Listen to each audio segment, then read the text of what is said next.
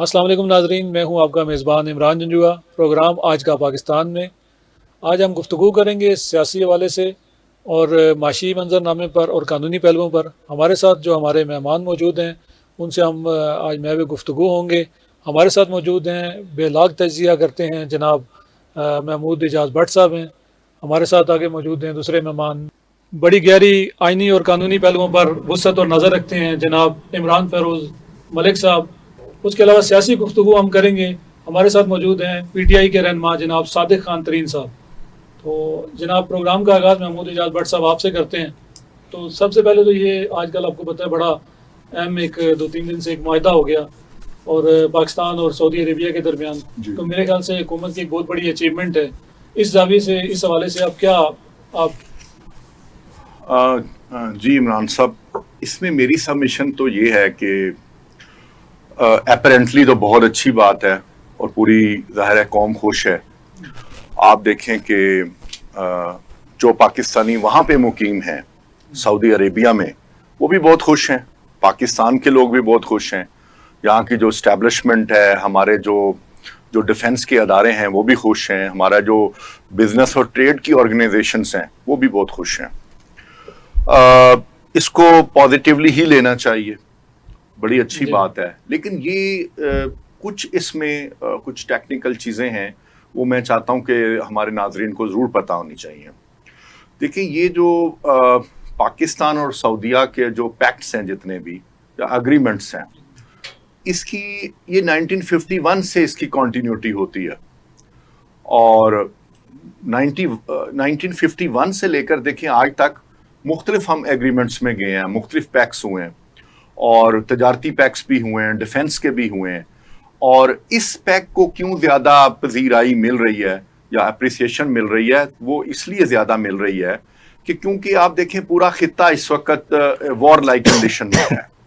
اور جو قطر کے معاملات ہیں، جو قطر پہ حملہ ہے اسرائیل کا، ایکچولی اس حملے نے اس کو اور زیادہ سینسٹائز کر دیا اس پیک کو۔ تو ایک 1982 میں بھی اس طرح کا ایک ڈیفنس اور جو ہے ملٹری سپورٹ ایکٹ ہوا تھا 1982 کا، ایکچولی اسی فریم ورک کی یہ ایکسٹینشن ہے، ٹھیک ہے جی۔ تو اس میں بھی پاکستانی ٹروپس وہاں جاتے تھے، وہاں ٹریننگز بھی دیتے تھے، سعودی ٹروپس یہاں آتے تھے، یہاں ٹریننگ لیتے تھے۔ تو لہٰذا اگر میں یہ کہوں کہ 1951 سے لے کر اب تک کس طرح کے ایگریمنٹس ہوئے ہیں، وہ بھی میں آپ کے گوش گزار کر دیتا ہوں تاکہ ناظرین کو پتہ ہو۔ یہ دیکھیں، ایگریمنٹ آن اکنامکس ہوا جی، کمرشل اینڈ ٹیکنیکل کوآپریشن ہوا، اس کے بعد agreement on security cooperation, military cooperation ہوا جی، اس کے بعد agreement of by lateral political consultations کا یہ ایگریمنٹ ہوا، agreement on technical and vocational training ہوا۔ اس طرح کے بے شمار جو ایم او یوز اور ایگریمنٹ ہوتے رہے، لیکن دو میجر جو ایگریمنٹ ہوئے ہیں، ایک 2019 میں ہوا جی، جب ایم بی ایس یہاں پہ آئے، محمد بن سلمان آئے، اور انہوں نے جو پریویس گورنمنٹ ہے اس کے ساتھ بائی لیٹرل بڑی زبردست وہ گفتگو بھی ہوئی، یہاں پہ 2 دن وہ رہے بھی، تو اس وقت بھی بہت ساری چیزیں سیٹل ڈاؤن ہوئیں۔ لیکن اس کے بعد پھر 2-3 سال کا گیپ آیا، اور گیپ آنے کے بعد یہ جو اسرائیل اور پیلسٹائن کا جو ایشو تھا اور ایران وار جو تھی، اور اس کے بعد اب جو قطر والا سارا جو سینیریو ہے، انٹرنیشنل ڈائنامکس جو ہیں دیکھیں بدلنی شروع ہو گئی۔ خاص طور پہ ڈونلڈ، میں اس میں یوں کہوں گا کہ ایکچولی جو امریکن اسٹیبلشمنٹ کی پالیسیز ہے وہ بیفور ٹرمپ اور آفٹر ٹرمپ تھوڑا سا وہ ٹوسٹ ہے اس کے اندر۔ تو وہ اگر ٹوسٹ دیکھا جائے تو اس ٹوسٹ کا یہ تقاضا تھا کہ جتنے بھی دیکھیں، یہ جو گلف کوآپریشن کاؤنسل ہے، جی سی سی جسے کہتے ہیں، یہ جو گلف کنٹریز کی جو کاؤنسل ہے، اس میں 5-6 کنٹریز ہیں، عمان بھی ہے، اس میں قطر بھی ہے، اس میں سعودیہ بھی ہے، یو اے ای بھی ہے، یہ سارے جو کنٹریز ہیں، ان کو اب دیکھیں قطر کے اس اٹیک کے بعد اسرائیل کے، ان کو انسیکیورٹی جو ہے وہ فیل ہو رہی ہے کہ جی ہمیں پرابلم ہے۔ اور میں آپ کو ایک بات بتاتا ہوں، اس فورم کے اندر نو ڈاؤٹ کہ ہم بڑے پازیٹیو ہیں، ہمیں اس کا اچھا ہی گمان رکھنا چاہیے، لیکن اس کے اندر ایک چیز ہے کہ آپ دیکھیں کہ جو ہائی پروفائل ٹیکنالوجیکل ڈیوائسز ہیں، وہ آپ کو پتہ ہے کہ وہ بہت ایک سپرا سیگمنٹل اسے الیکٹرانک مین فریم اس میں ہوتی ہیں، فریم ورک میں، اس میں پاسورڈز انوالو ہیں, اس میں بہت ساری چیزیں انوالو ہوتی ہیں, پاپ اپ ہوتے ہیں, اس کے اندر کوکیز ہوتے ہیں, بہت ساری چیزیں انوالو ہوتی ہیں. تو اب عرب کنٹریز کے وہ جو پاپ اپ ہیں اور وہ جو کوکیز ہیں, ایکچولی وہ مین فریم کمپیوٹرز کے ساتھ کسی نہ کسی سافٹ ویئر سسٹم کے ساتھ وہ اٹیچ ہوتے ہیں بیک اینڈ پہ جا کے.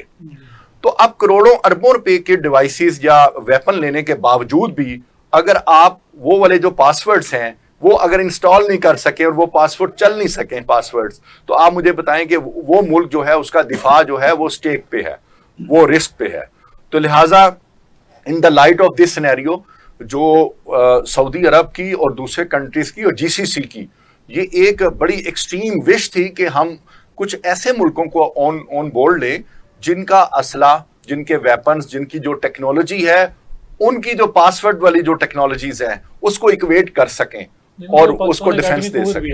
یس, ظاہر ہے ایٹم کے حوالے سے بھی ہے, اور ابھی جو لاسٹ ظاہر ہے کہ معرکہ حق جو ہوا انڈیا کے ساتھ, اس میں جو پاکستان کی ڈیفنس فورسز کو جو لیڈ ملی ایکچولی, اس لیڈ نے ایکچولی یہ ماحول پیدا کیا ہے پوری دنیا کے اندر کہ آپ کا جو حربی طریقہ کار ہے دیکھیں اس کا اعتراف کیا جا رہا ہے. تو لہذا اس اعتراف کی ہی یہ آؤٹ کم ہے کہ سعودیہ جیسا ایک بڑی کنگڈم, ایک بڑا مطلب خطے کا ملک اور ایک خوشحال ملک جو ہے وہ پاکستان کی جو ڈیفنس ہیلپ جو ہے وہ لینے کے لیے وہ ریڈی ہے اور تیار ہے. تو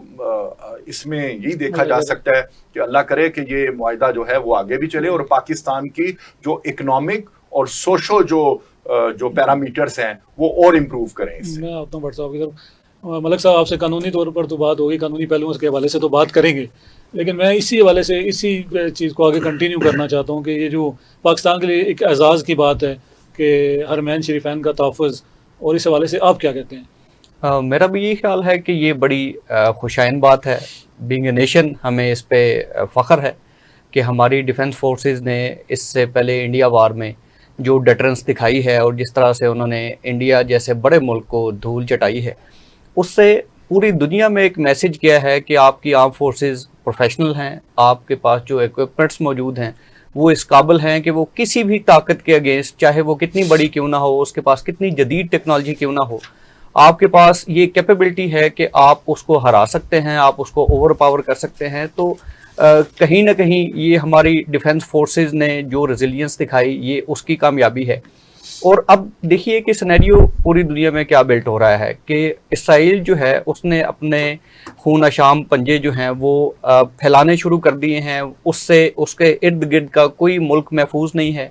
آپ دیکھتے ہیں کہ جہاں کہیں ان کا منہ آتا ہے وہ ایران پہ اٹیک کرتے ہیں, دوحہ پہ اٹیک کرتے ہیں. تو ایک سراسیمگی کا عالم ہے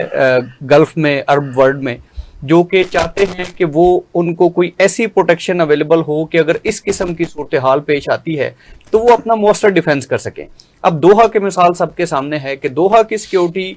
سیم سعودی عربیہ کی طرح دوحہ کی سیکیورٹی جو ہے وہ بھی امریکن کمپنیز اور امریکن فورسز کے پاس ہے.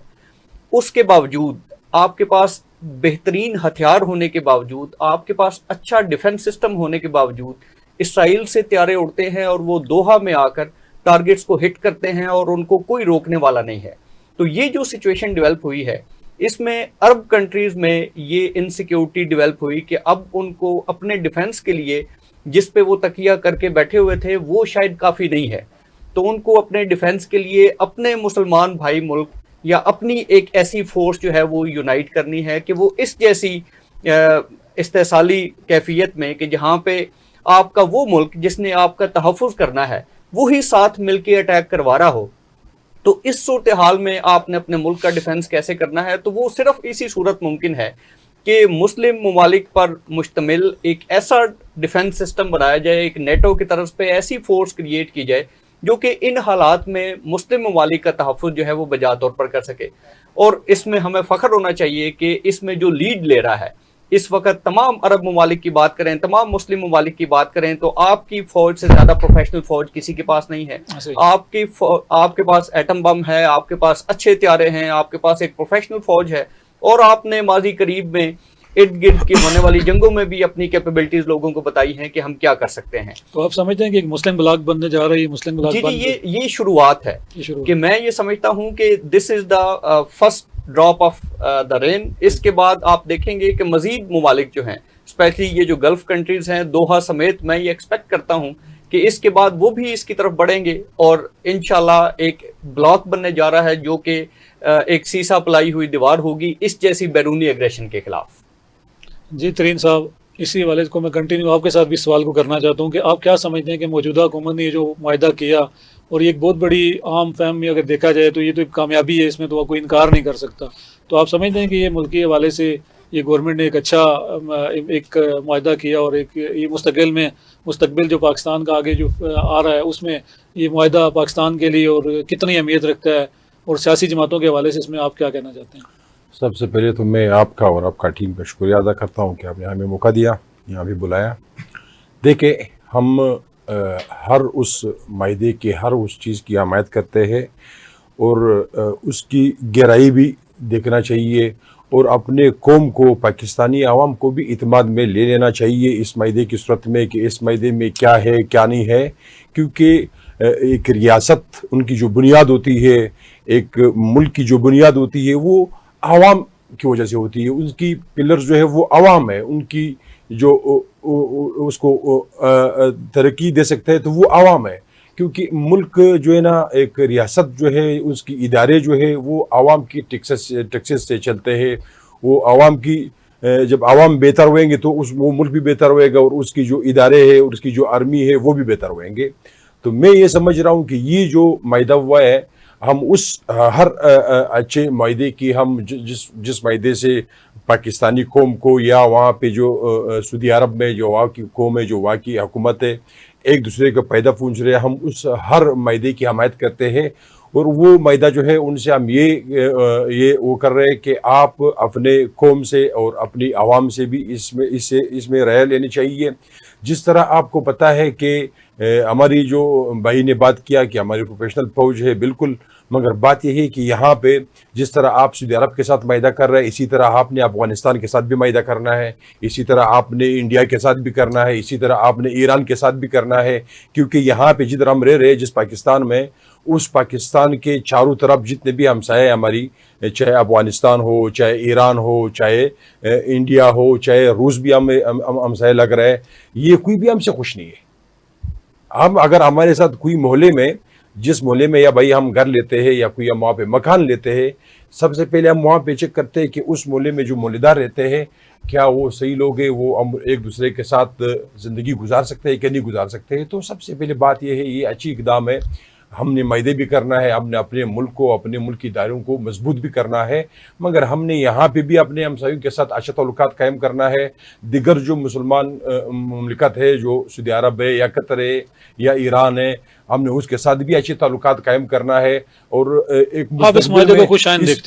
اس کے اوپر خان صاحب کا واضح پیغام ہے کہ ہم سعودی عرب کے ساتھ، ہم ایران کے ساتھ، ہم امریکہ کے ساتھ، ہم سب کے ساتھ برابری کی بنیاد پر ہم نے تعلقات بنانا ہے. جتنا وہ ہمیں عزت دیں گے اتنا ہی ہم اس کو عزت دیں گے. تو بات یہ ہے کہ ہمارے ملک میں ہماری جو اسٹیبلشمنٹ ہے، ہماری جو فوج ہے، انہوں نے وہ اس طرح اگر وہ کام کریں گے تو ہم اپریشیٹ کریں گے. اگر انہوں نے وہ اپنے اس کام سے ہٹ کر کے الیکشن کو مینیج کرنا ہے اور ملک میں ایک سیاسی پارٹی کے اوپر انہوں نے کریک ڈاؤن کرنا ہے، اس پارٹی کی بنیاد کو ختم کرنے کی کوشش کر رہا ہے، یا قوم کی جو موجودہ وزیر اعظم ہے، جو حقیقی وزیر اعظم ہے، اس کو جیل میں ڈالنا ہے، تو اس طرح یہ کس طرح یہ تو ابھی جو یہ حکومت بیٹھی ہوئی ہے ہماری اوپر، یہ جو فارم 47 کی حکومت ہے، یہ آپ کو بھی پتہ ہے، یہ جو میرے ساتھ بھائی بیٹھے ہوئے ہیں ان کو بھی پتہ ہے کہ یہ جو حکومت ہے یہ داندلی شدہ حکومت ہے،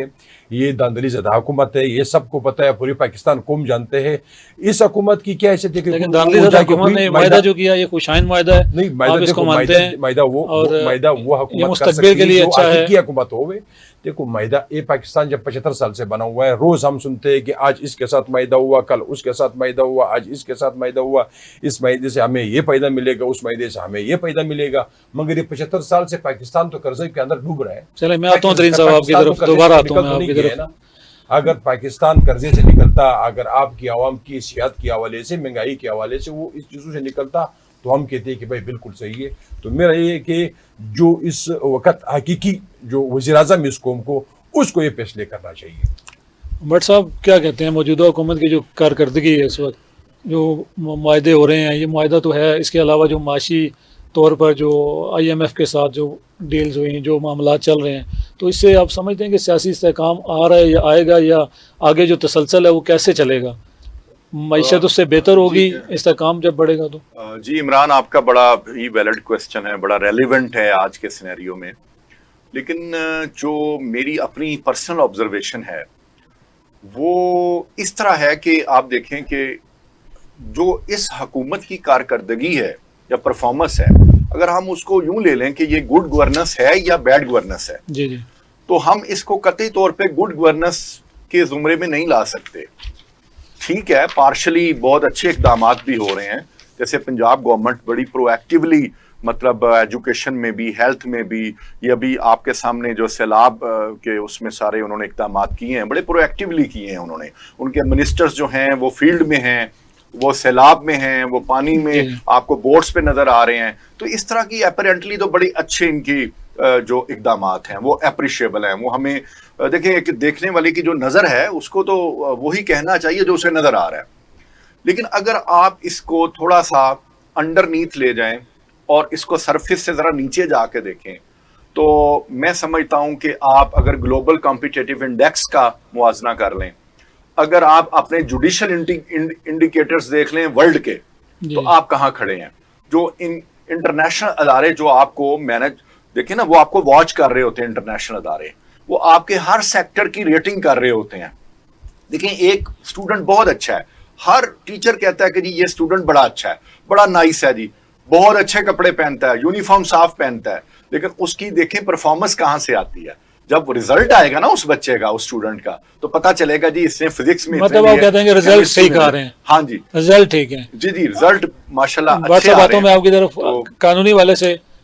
عمران فیروز ملک صاحب، میں آپ سے سوال ہے میرا کہ جو حالیہ ابھی جو عدالتی فیصلوں کو چیلنج کیا جا رہا ہے، کیا یہ عدلیہ کے خلاف آپ سمجھتے ہیں کوئی سازش ہو رہی ہے؟ کوئی اس کا کیا ہے تنقید جو ہو رہی ہے؟ اچھا، میں یہ سمجھتا ہوں کہ اسپیشلی 26ویں ترمیم کے بعد عدلیہ جو ہے وہ اندرونی خلفشار کا شکار ہے. عدلیہ میں آپ دیکھیں کہ آپ اگر سپریم کورٹ کی بات کرتے ہیں تو وہاں پہ بھی یہ ایشو ہے کہ ایک سینئر پیونی جج جن کو چیف جسٹس ہونا چاہیے تھا، ان کو بائی پاس کر کے ایک جونیئر جج کو چیف جسٹس لگا دیا گیا. Same goes with all other high courts including Islamabad high court. اسلام آباد ہائی کورٹ میں تو یہ جو بحران ہے وہ اتنی زیادہ شدت اختیار کر گیا ہے کہ آج آپ نے دیکھا ہوگا کہ 5 ججز سپریم کورٹ خود گئے اور انہوں نے جا کے جو ایگزسٹنگ چیف ہیں ان کے خلاف پٹیشن فائل کی. تو اگر آپ اس کا ایک لارجر پکچر دیکھیں کہ وہ ادارہ جس نے لوگوں کو انصاف فراہم کرنا ہے، ان کے اپنے ججز جو ہیں وہ انصاف کے لیے اگر اس طرح سے مارے پھرتے ہوں گے، تو آپ میسج کیا جا رہا ہے میسج کو کہ اس ادارے کے اوپر سے لوگوں کا اعتماد اٹھنا شروع ہو جائے گا کہ اگر اس شخص کو جس نے انصاف فراہم کرنا ہے خود انصاف اویلیبل نہیں ہے، خود وہ اپنے رائٹس کے لیے لڑ رہا ہے، تو یہ ایک بہت بڑا المیہ ہے جو کہ جنم دے رہا ہے. اور اگر اس پہ میرا ارباب اختیار سے یہ گزارش ہوگی آپ کے پروگرام کے توسط سے کہ اس کو اگر اس سٹیج پہ نہ کیا گیا تو کل یہ باہم دست و گرباں ہوں گے اور لوگوں کے ہاتھ بھی ججز کے گریبانوں تک پہنچ جائیں گے. مطلب یہ سمجھتے کہ آئین اور قانون کی بالادستی جو ہے مکمل طور پر قائم ہونی چاہیے. جی دیکھیں، اگر آئین اور قانون کی بالادستی نہیں ہے، اگر عام آدمی اپنے آپ کو محفوظ محسوس نہیں کرتا، اس کا اس جوڈیشل سسٹم پہ اعتبار نہیں ہے، تو کیسے آپ ایک سسٹم آف گورننس جو ہے وہ رن کر سکتے ہیں؟ کہ سارا جو سسٹم ہے آپ کا وہ انصاف پہ بیسڈ ہوتا ہے کہ اگر آپ کے عام آدمی کو، آپ کے ایون طاقتور آدمی کو انصاف نہیں مل رہا، پھر آپ کا سارا جو سسٹم ہے وہ ڈیریل ہو جائے گا. تو میں یہ سمجھتا ہوں کہ اس اسپیشلی جو جوڈیشری کے اندر خلفشار ہے، اس کو بہت سیریسلی دیکھنے کی ضرورت ہے، اور جو ارباب اختیار ہیں وہ اس کو آئینی ترمیم کے ذریعے اس کو درست کر سکتے ہیں، وہ اس کو ان کو بٹھا کے درست کر سکتے ہیں. They need to intervene. اور اس جو اسپیشلی جوڈیشل جو اب ایک بحران پیدا ہو چکا ہے، اس کو اگر جلدی کرب نہ کیا گیا تو یقین کریں کہ ملک میں ایک بہت بڑی بحرانی کیفیت پیدا ہو جائے گی. तरीन साहब, पीटीआई की क्या हिकमत अमली है आगे, क्या वापसी की उनकी क्या हिकमत अमली है, वो क्या चाहते हैं? जैसे अभी हम देख रहे हैं कि मुख्तलिफ आपके लीडरशिप के बयानात में तनाज़ात हैं, बानी तो मौजूद नहीं है, लेकिन जो आपकी बाहर की लीडरशिप है जिसमें आपके अलीमीन गंडापुर सुब हैं और बहुत सारे आपके जो लीडरान हैं, उनके आपस में बयानात में तनाज़ात हैं, तो ये क्या समझना है, अंदरूनी कोई खलफशार है या वैसे ही कोई आपस में मिस मैनेजमेंट होती है, या आपका कोई बयान आपस में उनके मिलते नहीं, या कोई तर्जमान का आपस में कोई गड़बड़ है?